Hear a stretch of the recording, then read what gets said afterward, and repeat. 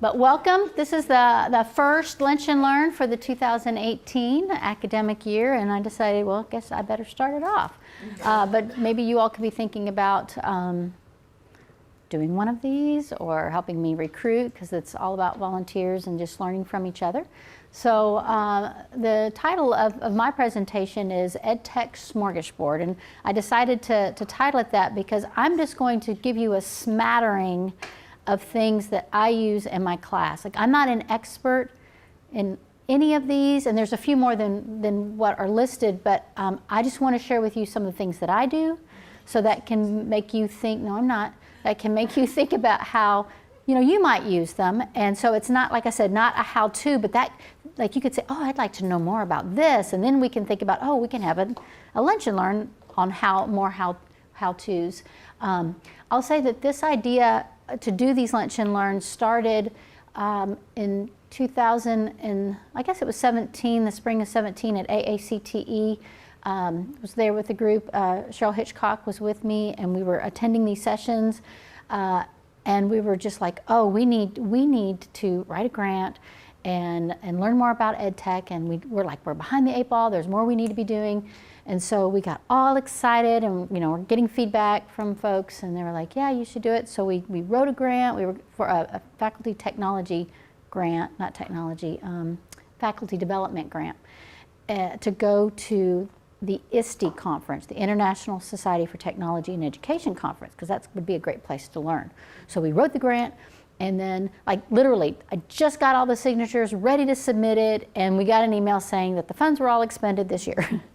So, and the idea was that we would go and learn and then start technology lunch and learns last year, and we thought, well, we're just going to do it anyway. So we got started, and we wrote, tweaked the grant for the next year, got the funds to go this summer, and it was just like, wow, so much, 24,000 people there at this conference in Chicago, and it was overload.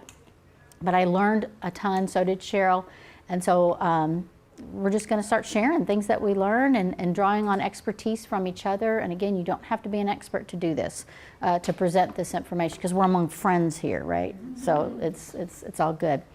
Okay, so Menti.com, on your iPad, if you will go to Menti.com and then type in the code 989029.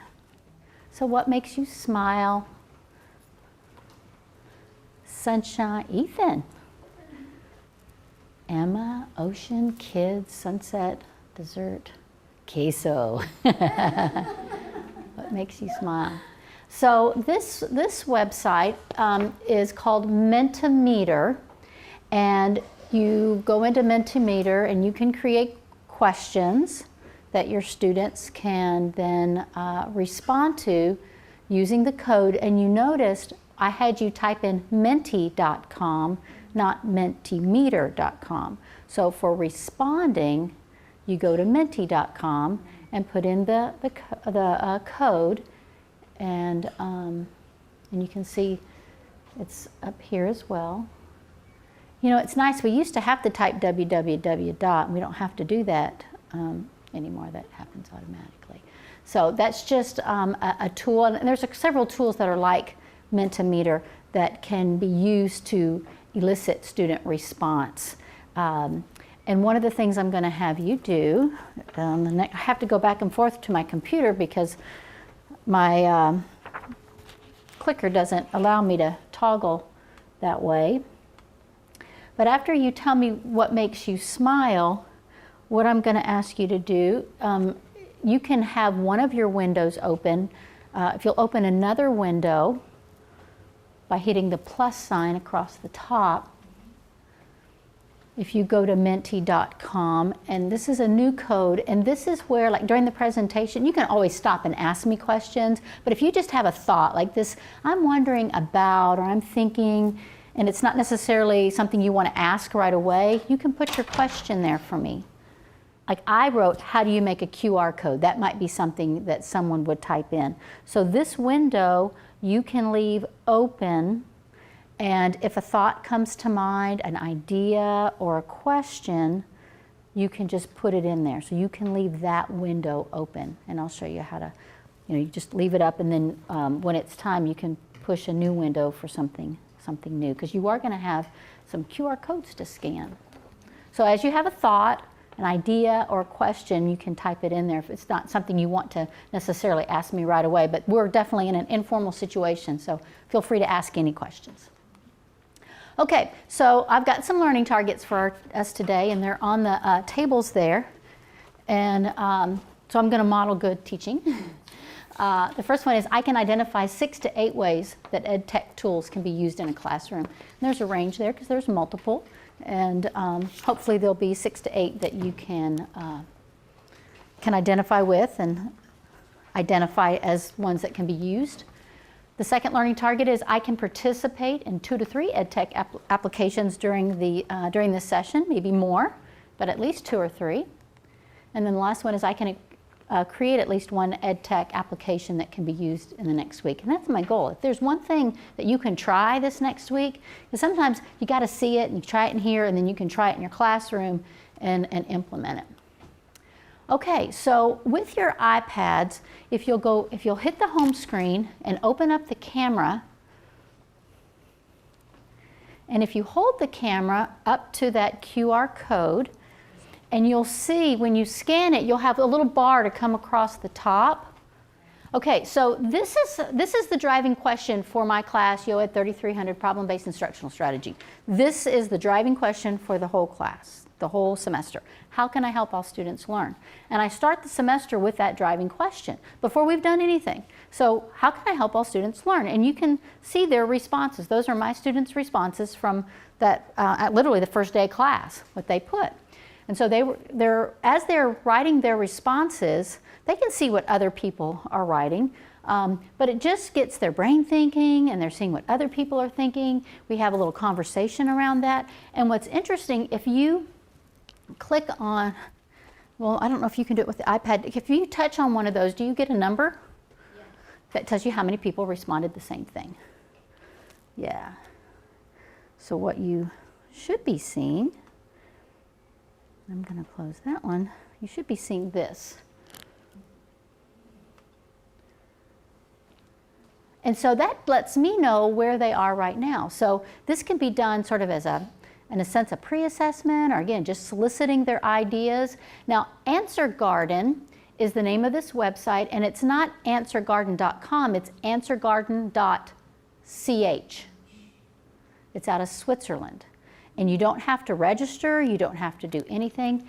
When you go to answergarden.ch,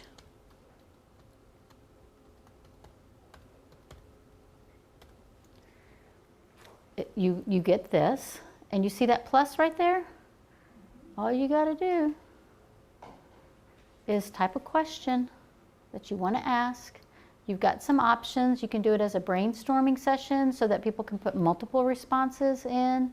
You can, is it 20 characters, or it's not words, but characters, so these are meant to be short, 20 or 40 characters.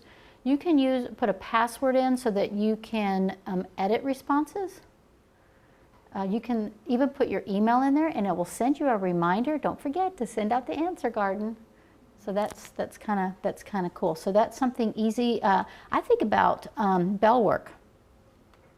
As students are coming in and they're responding, that's something that they can do. And so it would look like that, like they scan it. Yes. QR code. So it gives you a QR code. Well, no, I created the QR codes, and I will be happy to share how I do that. So what I'll do, like I have an agenda that I'll put up, and on the first day it's and I just use PowerPoint because it's easy. Any websites I have them go to, I create a QR code for it just for ease, and this iPad cart I use in my class every day that I teach. They're assigned an iPad to keep in class. They don't have to use it, but it's there for them to use, so they have access. Now the great thing about any Apple products is that using the camera app, you can scan a QR code and it'll come up automatically. So you can do it on your phone if you have an iPhone. If you have an Android product, give me an example, a Samsung phone or LG phone, for example, then you would need a QR reader app, which is easy to download and it's free. And that used to be the way it was with Apple products, I think, until somehow they re-engineered it. So the first, I asked them, how can I help all students learn? They respond, and then I have them read an article called The Science of Learning, and it's by the Deans of Impact. Daniel Willingham is the head of that. And getting them thinking about how students learn. And then I bring them in the next day and I ask, learn what? What should all students know and be able to do, thinking like sort of broadly when they finish school. So if you scan that one, again, you go to your camera app.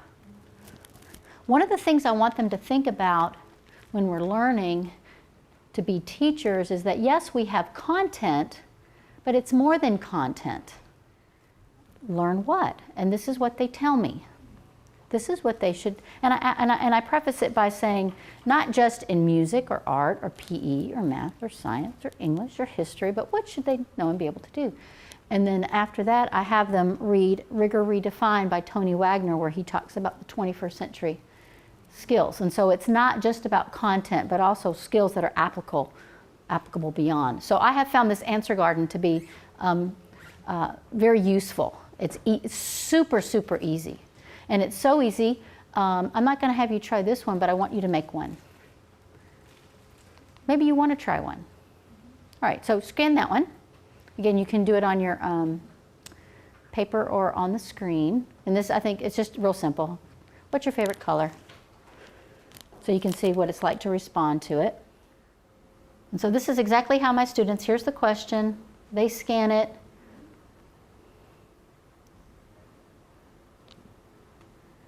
And then I do have to refresh it just every now and then to get your submissions there. Got a lot of blues. The more of the same response, the larger it will get. Sage, I like that. That's kind of like a green. And you could be, you know, you can give very specific like options. Is it this, this, or this to sort of see. So just a way for students to engage. Did everybody get a chance to put their favorite color in? Okay. So now I would like for you to make your own. This won't take just a second. If you'll go to answergarden.ch. And I want you to think about a possible question that you might want your students or somebody that you're going to engage with to answer, or a group of people that you might engage with. There's a plus sign, oops, at the top. That's what you're going to hit, the plus sign. You're going to type a question and think about a question that you want your students to respond to. And it's something that they're going to see everybody's answer. You'll notice at the end of the URL in the window, there is a, after answergarden.ch, there's a number there. And that's your question. Oh, so Okay, smart. so you Okay. so share with us what you just learned. So on this, So you could tell it to create a QR code, on the which bottom, there's is a little hit line QR. that says show QR codes. When you went to the export, if you hit export, there's a button at the All right, bottom that you go away. says show QR code. Okay, let's see, export. Okay, so hit export. And Oh, here, and just like then- on your phone, yeah, there's okay. a place And where you show can QR Forward code. this. You to can forward it to yourself. your. Okay. So like if you did it on your phone, And then, you could send it. oh, on and to then your- you could, so then you can email that to yourself. And then you can print it off, the QR code, so you can also use the So I QR bet code. you could do this on your phone. Yeah. Okay, so locked let's on. do, Okay, yeah. oops. Bet you could do it Okay, there. so this Go will be away. faster because then you, but Yeah. actually yours is also fast. I'm used to screenshotting things just because I always do that. Right. It won't let us email on these, will it? Because this, yeah, because these are locked, yeah. But that's how you would do it if you had your own device. But you have your code there. So that's something easy. You can tweet the results on Twitter. There you go. There you go. You know, I tell you what, but you know, Twitter, if you have a professional Twitter account, that's a great place to have a PLN, a professional learning community. I follow, and maybe some of you all do too, a number of national researchers and educators and classroom teachers that are so full of information that I get a lot of good articles out of there. And there's an app called Pocket where if I find an article but I haven't got time to read it right then and I don't know where to put it, I upload it to Pocket.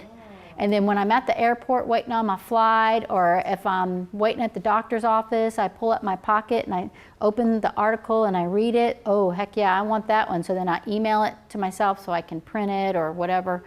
Or if I have Google Drive on my phone, which I do, I can put it in my Google Drive. So that's a great little tool. Pocket. And it looks like it's like a red and white little icon. Okay, so here's Flipgrid. Here's another QR code. You have it on your screen there. And I think Stacy, I think you said you do this too. Use Flipgrid for my students to introduce themselves. And so there's a bunch on there, but you might just pick one that you want to look at. They're short. So if you scan that QR code, you'll go to the Flipgrid and you can look. And the thing about Flipgrid, it's basically a video tool, video discussion tool. They're not, it's like 60 seconds long, roughly. I think you can identify how much time. They're all fairly short. So this is for an introduction, but you could have after something that they read and you want them to react to some sort of prompt, for example. So that's fun. And these are easy to set up. I'll show you.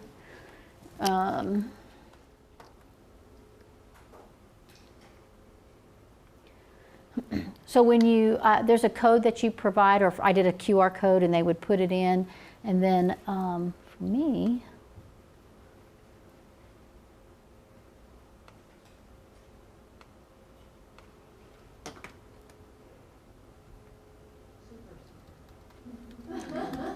so you have like, my YOED 3300, I have 3 sections and I just put them all together because to me they're all one big happy group even though they're 3 different times. And so every grid, like to me a grid represents a class, but I have all 3 classes under one grid because I'm going to have them do the same thing. So you can have different grids for different classes or occasions, and then within the grid you put questions. Do you invite them through email or? The code. There's a code, and here's the that code. And so I think I explained that I taught a lesson on differentiating instruction, and with that in the assessment of that lesson, I differentiated the assessment so that they could have a choice in responding on a Flipgrid video. And there are hypothetical learning needs. So one of the students had dysgraphia, for example, and had trouble writing. So instead of writing the response, he was given the option to video record his response. And so, again, just modeling, just ways to get students thinking about ways to differentiate instruction and assessment, and ways to engage in educational technology that enhances learning, not just for the sake of using it, but thinking about ways that it's going to improve instruction. And that's a whole nother lunch and learn, I think, in terms of, there are standards for students and for educators when we think about using educational technology. All right, so Padlet, here's another one for you to scan, to take a look at. Have any of you used Padlet before? So it's also it's kind of like a bulletin board, blackboard response, kind of like Menti, kind of like Answer Garden. I have my students, I give them Play-Doh. The Flipgrid I have them do at home as homework, and then I give them Play-Doh. And these are secondary folks. I give them Play-Doh, and I ask them to tell me what they believe, and to use the Play-Doh to create some sort of symbol that represents them.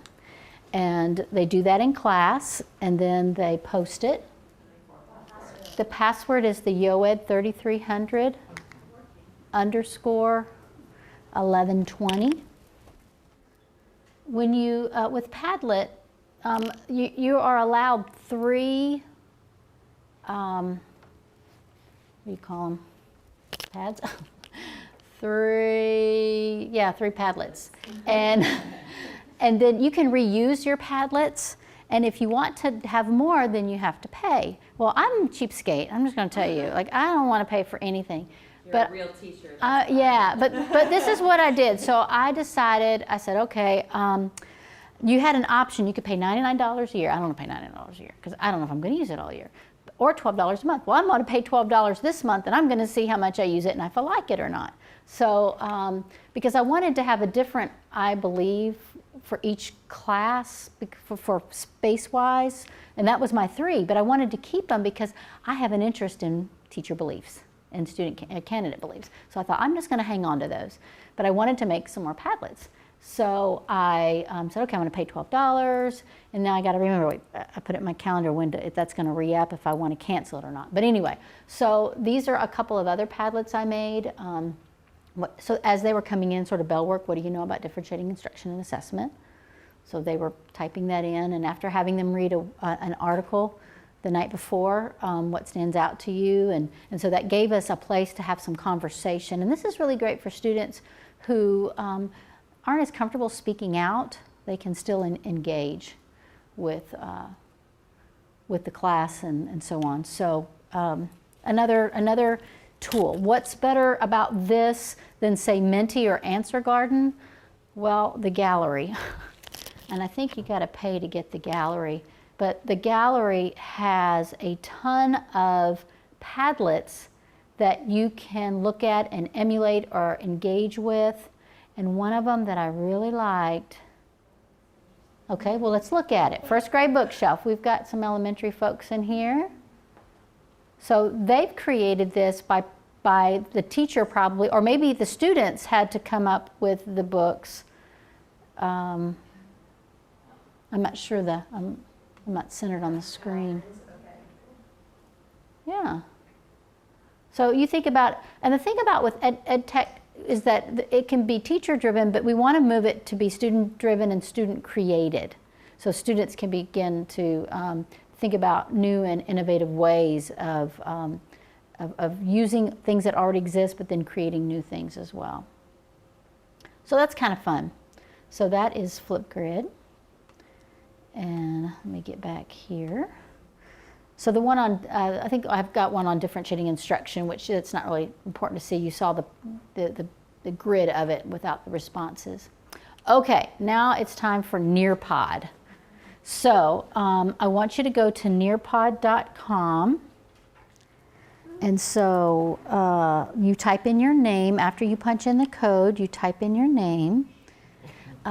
This is a presentation made using something called Canva. And instead of like giving the syllabus to my students and having them like read it or me read it to them, we did speed dating with the syllabus. And so my classes are small. They could be large. Like if you had a large class, you could have an inner circle and an outer circle. But with speed dating, they got in partners. And for every question I asked them about the syllabus, and I'll just run it through with you in just a minute, they changed partners and they had to introduce themselves to each other. And so we did sort of a speed dating thing, and about things that I thought that I really wanted them to pay attention to. Now, you're responsible for all of the syllabus, but these are the things that I want you to pay close attention to as it relates to the syllabus, but also this is a way that you can use EdTech to engage students and whatnot. And I'm gonna control it from my iPad. I could also control it from my phone. Oh, come back. So are you scrolling through? Scrolling. Okay. Well, what's supposed to happen is I'm supposed to scroll, and then it's going to scroll for you. Oh. And so, yeah, I'm locked up here. Is that like the big idea of Nearpod? Yeah, it's an interactive presentation that the teacher controls. Okay. And so, and there are a lot of lessons that are created in Nearpod. Some of them are free and some of them cost. So I apologize that Nearpod didn't work, but I will send the one-pager. It's just a Word document that has the QR code so that you can look at that. But it's very easy. It's a lot of fun. So canva.com, this is for making flyers. You can do this in your personal world too, by the way. invitations, but also presentations. So that speed dating presentation had multiple pages, just like a PowerPoint would. And when you get finished making it, there's all kinds of templates and themes and elements and images that you can use. It can also be a one-pager, like a flyer. So as I told you, I did a lesson on differentiating instruction. And then as homework, I asked my students to create, as an option, a flyer in Canva showing me how they would differentiate instruction and assessment in their content area.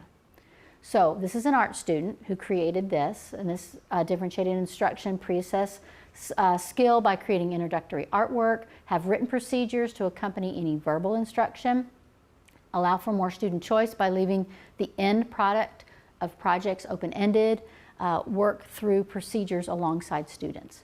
So I think, art student, this is beautiful. You know, the use of color and contrast, I was just like, oh, that's beautiful. Well, here's another one. This is one of my agriculture students. And so I don't mean to be sexist, but this was a male. And so sometimes we think, well, girls always have the creativity, and not necessarily. This flyer is all about promoting agriculture as a class to take in high school. So it says, tired of the same old classes, join the herd. Mm-hmm. And then he goes on to talk about the kinds of things that they do in ag education. And of course, then all these pictures showing all the ways that they engage. So I thought that was really nice. And then this is an English language art class, differentiating in the classroom, allow for instruction and assessment to respond to learners' needs, responsive teaching. She talks about grouping students, how to direct their attention, conferencing, spending time on where it's needed, scaffolding lessons, being flexible, and so forth. And this had more than one page, but that was the one. So this is a really cool tool, Canva, that I found. Okay, you don't have to scan this if you don't want to, but this is remind.com. Have any of you used remind.com? So remind.com is a way to communicate with your students via text messaging without you having their phone number or them having your phone number. So I started this in the spring because I thought, what if we have a snow day? You know, how are we going to communicate? And so you invite students to participate. And Stacy, you use this too as a way to and I know my best friend is a high school teacher. She's also a coach. And so she uses this to communicate with her athletes about practice. She also uses it as a way to communicate with parents. And so she gets parents, they exchange. It's quick, safe, free. For me, this is, so it's remind.com. You do register for an account, and then this is what I use. So this is their code. They're easy to create, and I'm using it this semester. I have a student that, it's not really a third shift job, but she goes in like at 3 in the morning, and she gets off like at 9, and class starts at 9:40, and it's in Laverne. And I want to accommodate her. She is just really working hard, and so when she gets out of work, she texts me on my way, because I know she may be late, because not only does she have to drive all that way, she's got to find a parking spot at 9 for a 9:40 class, right? And so she just lets me know, and I don't respond because I don't want her looking at her phone while she's driving, but she just lets me know. And I appreciate that. Because to me, communication is really important with students in terms of what's going on. So just as an example, or if for some reason I woke up sick, could not make it, then rather than having to do email, I could just shoot out, said, class is canceled or something, which hopefully will never happen. But that's a nice tool. And then Kahoot. So Kahoot is a lot of fun, and it's easy, and we're going to do this one. Several of you have used these? Okay, so there's some pre-established Kahoots that you can use, and this is one of them, and I really liked it. So, get out your, go to Kahoot.it. Kahoot.it. Thank you. Kahoot.it. And type in that code. Okay, here's your question. Who did Emma Watson play in the Harry Potter movies?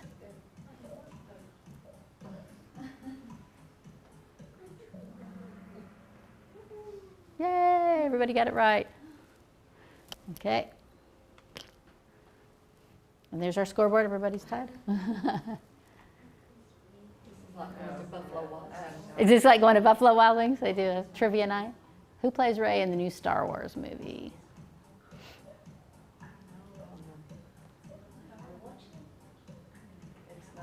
Okay, you see there's a countdown, so you got 6 seconds. I know it's not her, but that's who I'm going to put. That's okay. If you don't know, you can guess. It's Daisy. Okay, so look, Stacy's on top. Look at her go. Woohoo!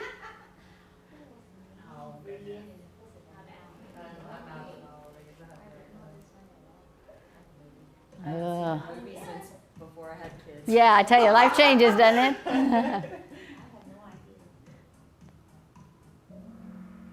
Oh, I got it right Loki. based on information from kindergartners. There you go. That's funny. You can hear. Okay. Oops, Stacy's killing it. Although Katie's not too far behind. I'm all about some Daniel Craig. And I love James Bond. No, that was wrong.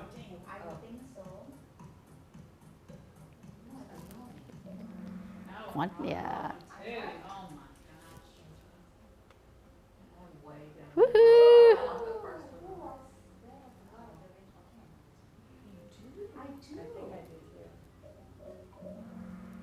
There you go. Nice. Wow. Stacey, you're amazing.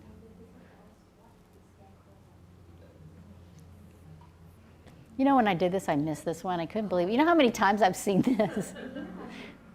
All right. That's what I said, too. I did the same thing, Katie. I was like, I know better than that. Wow. Okay. Look at Jane. She's pulling up. Pulling up.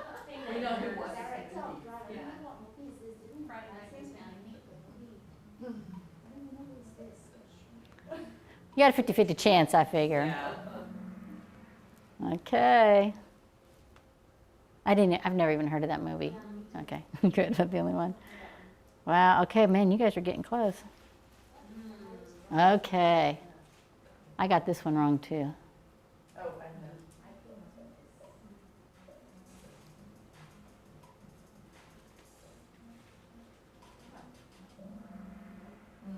Yeah. Did you get it right, Katie? Yeah. I put Titanic, and then I was like, oh yeah, Avatar beat it. We were spread out. I know, it's weird. It's a weird movie too. Have you ever seen it's called True Trailers or Honest Trailers. It's really funny. There's one for Avatar. Is there? And it basically shows how ridiculous the movie is. And yet it's the largest grossing and the highest grossing. Okay, looking good, y'all.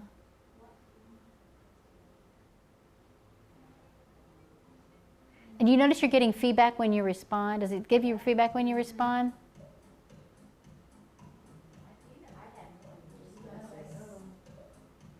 Yeah, I didn't.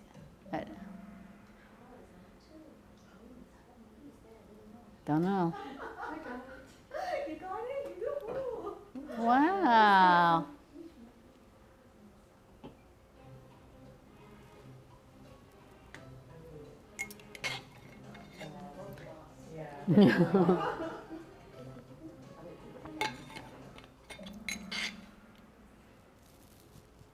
I lived on the beach in Southern California when that movie came out. Literally, we lived on the beach. It was tough. Woohoo!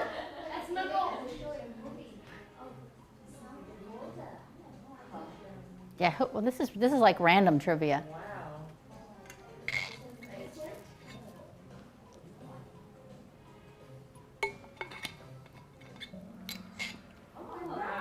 Yeah.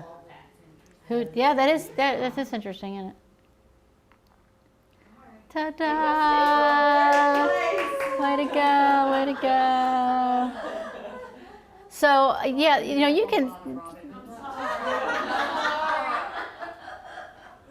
The whole energy in the room changed, right? You get excited, and you can see how it can motivate students, and And of course, you can make these yourself, but there's also ones that are pre-programmed, and which that one was, and so that's an easy, something that's fun. Okay, here's something I'm going to share with you. This is Live Binders.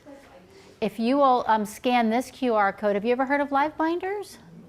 So this is like an electronic 3-ring binder, and I have created for you and for my students. I'm going to let Stacy get that, a binder that has all kinds of information about these tools. Okay, so let's see, come back, where did you go? Yeah, so here's the Live Binder. So I just titled it EdTech. And if you select on a tab, so here's Answer Garden, and then there are sub-tabs. So here's a fact sheet, a how-to video. So there's a commonsense.com website where they review.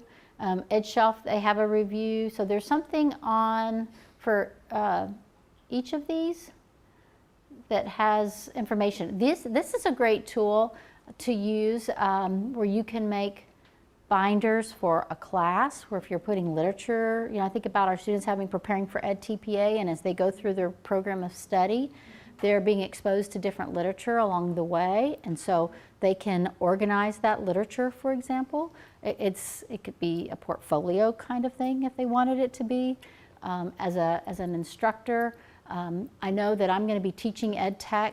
I'm embedding that. I'm not teaching an EdTech course, but I'm trying to embed it into my courses. And so some of this stuff is going to come and go and change. And rather than having to upload all of this stuff into D2L every semester, even though I can copy and paste over, I can give them this link where they can't edit it, but they can use it. They have access to it, and I can change it as I need to, as new things come along, or things are no longer as relevant. So that's what I have left for you to engage with, and I think that's my last slide. But it was my goal, as you recall, for you to be able to identify 6 to 8 different EdTech tools. And so thinking about that, just, of course you might have it in front of you, but what are some of the EdTech tools that you came across? Okay, so that's one, Flipgrid. What's another one that you came across that you learned about? Nearpod. So it's an interactive presentation, so the teacher controls the slide moving and the students can be on their phone.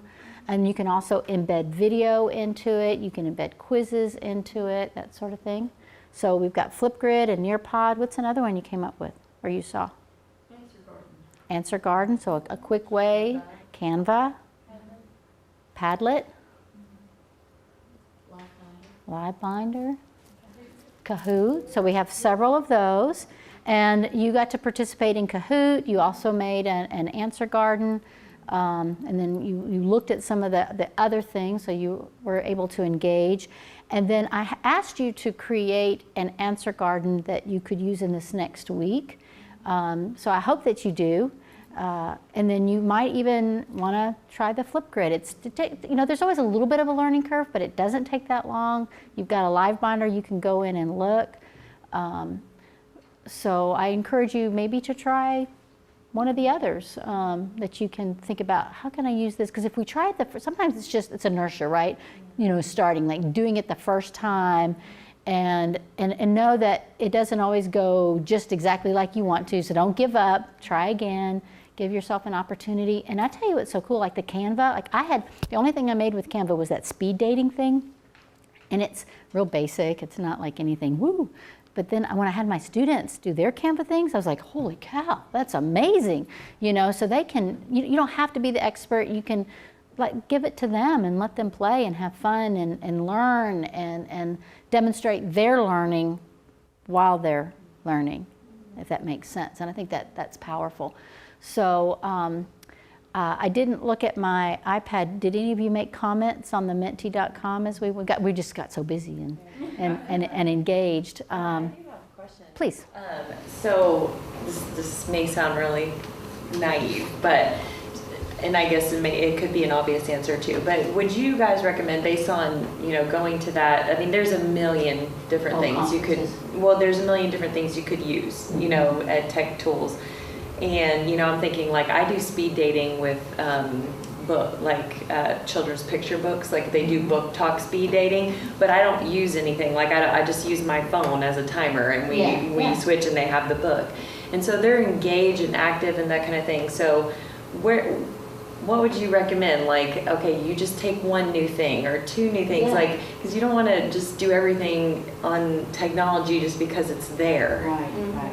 So is your question like how to approach that, or? Well, I guess that my question is there any recommendations, like, or is it just what you feel as a teacher you're comfortable with, or when y'all learned, I don't know. I guess I like maybe it doesn't have an Nearpod. answer. I really like Nearpod, and I've used it, and it's good because you can control it, but you can also get that formative feedback throughout the lesson and see how you can actually look down your list of students and see who's answering and how they're answering, so if there's something. I don't use it a lot, but I use it periodically. So I guess, like, as we're encouraging everybody to embed new technology, would you recommend, like, okay, if you take one or two of these things, Sometimes you got to start somewhere. Yeah. And so, like, you might not think, okay, it might not just pop into your head that this is going to be the perfect application, but thinking about the speed dating with books. Okay, is there a tool that I could use to enhance this experience for them? And so then maybe it's Nearpod.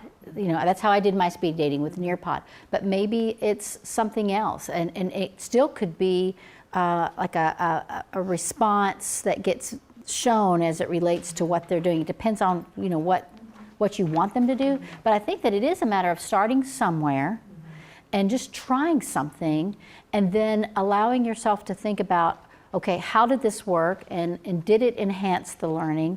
Am I just substituting? So there's this thing called that SAMR model, where you substitute, but that's where you start. You start by substituting, and then you begin to move through augmentation, thank you. So then you're adding to, help me remember, M is modification, and then redefinition. So redefining how you're doing that activity completely using technology, but you start with substitution. So I'm going to substitute using the book or something with images from the book that have been downloaded on Nearpod. For example, I don't know, that's just sort of an example. But I think you start somewhere and then you get better, but we have to reflect on it. And how's it improve learning? And as a teacher educator, I want to think about how am I modeling? Because I tell them, I'm not the expert, I'm learning with you, and so we're gonna try this out, we're gonna have fun with it, and we're gonna see, and I'm gonna get their feedback. But how am I modeling it, and what feedback can I get from them about their engagement and how that felt for them, and how could I improve it? How could you as a student or teacher candidate use it in your classroom, helping them always move beyond just the experience. And then sometimes, I think sometimes I think it's also depending on like what questions the kids are asking. Like, when you're introducing all this, I was just thinking my last lesson we're talking about resume, and one of the students was asking, is it a good idea to video yourself? For resume. I thought, hey, this is such a great idea. But then I can actually make use of this flip grid now. That she just talked about, and then I could just try it. Just put your QR code onto your resume, a video of yourself. That's such a good idea. Yeah. I don't think they'll discriminate against you because you've included a video, Or the way that you look in class. That's true. You just never know, right? Yeah, just give it a try. I don't know how it is, but yeah. And I know you sent an email about what we could check out, and that a while back. But is that so? Where is all of this located? There's one in the elementary ed office up top there, behind the copy machine, and Melissa has a checkout system still for that. Yeah. And is that This is the one from the dean's. This is the dean's cart, and I keep it in 109 is where I keep it because I use it every Tuesday and Thursday, and it gets checked out through Pat. But that's where it is, and like I keep all that stuff on it, but it can be moved off and someone can use it. But I use it like from 8 to 1, but other than that, it's available. And the thing is though, with the LEd cart upstairs, there's a sign in, you check it out, and then if you're using it for a class, your students sign their name and their M number and which one that they've used, because they cannot like log into their Google account or anything with iTunes. There are ways to mess them up that then Stephen's got to go in and undo and whatnot. I have mine every day. I just have a pad of paper. In fact, it's this pad of paper where they, just the date, and they, I've assigned them their number, and they sign in with their, the iPads are numbered, so if you'll see on the front. They just grab one and put one. Yeah, and they're assigned one, so they should always have 5 Sign in every time. Okay. So I know who's the last one to use it if there's something that's, because I've got 3 classes in a row, Got it. so 3 people have 5. Got it. And then I can see who's used it last. And then, so yeah, and there are three of the swivels, so you can videotape them. Like I videotape my students teaching when they do their micro teaching in the classroom that gets assessed for CAPE. And so I've been doing camcorder like they do with student teaching. And I requested and then I did a set with on the iPad, just like propped it up and put it on the podium, you know, but it's static. Yeah. And so Out of room, so yeah. So I requested a swivel, and there was money left over in our department funds, and so they got one. And then there are 3 to check out, you said, in the LRC. So, and they're not easy, I mean, not hard to use. We're using one more. Are you? We're having a guest speaker come, so we're using a swivel To video the guest video, speaker. and we're gonna use it for the online classes. Okay, like yeah. we use And you can put it on your YouTube channel. Yeah, okay, so great question. Other questions? Would you mind showing us how to do a QR code? Yeah, so if you'll open up your iPad to, maybe you already have a website open, or you can find a website that you want to use. And I do this on my computer rather than the iPad, but you want to copy the URL. And so you might be able to hold your finger over the window and do select all and then copy. And then open a new window and just Google QR code, and then your generator hopefully will pop up. The QR code generator. And I literally go with the first one. It says add, but that's the one I use. And is it going to let you paste it? Yep. Yeah. And then just hold it down and then paste. And then hit create, and then there it is. And on my computer, after it downloads, and then I just it opens up as a JPEG, and so I just hit select all, copy, and then I just paste it into a Word document or whatever.